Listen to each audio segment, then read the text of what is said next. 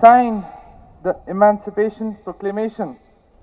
This momentous decree came as a great beacon light of hope to millions of Indians who had seen seared in the flames of withering injustice. But 67 years later, we are still not free. 67 years later, the manacles of segregation and the chains of discrimination sadly cripple us. 67 years later, we live on a lonely island of poverty in the midst of a vast ocean of material prosperity.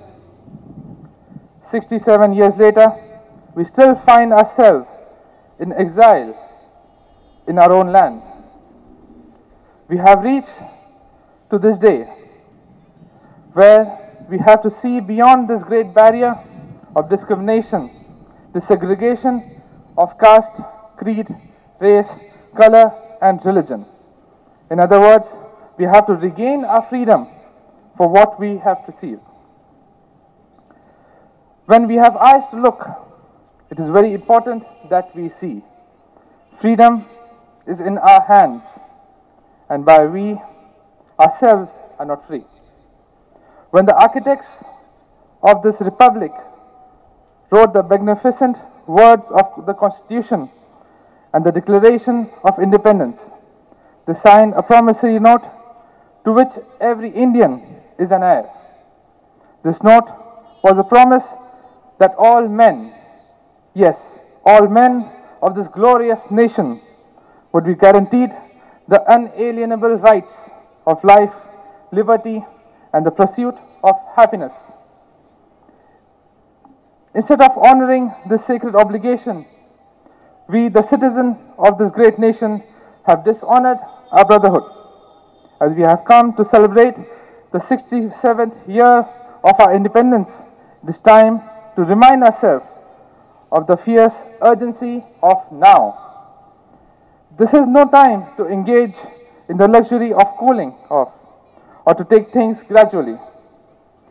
Now is the age to make real the promise of democracy. Now is the time to rise from the dark and desolate valley of segregation to the sunlit path of regional justice. Now is the time to lift our nation from the quicksands of racial injustice to the solid rock of brotherhood and oneness. Now is the time to make justice a reality for all of God's creations. The power is in us, each and every one of us. Now is the time to be the change, not wait for the change. There is something that I must share with you, my dear students. As you stand on the warm threshold of future, let us not seek to satisfy a thirst for freedom and success by drinking from the cup of bitterness and hatred. We must forever conduct ourselves on the high plane of dignity and discipline. We must not allow our creativity to degenerate into violence and stagnation. Your growth is the nation's growth.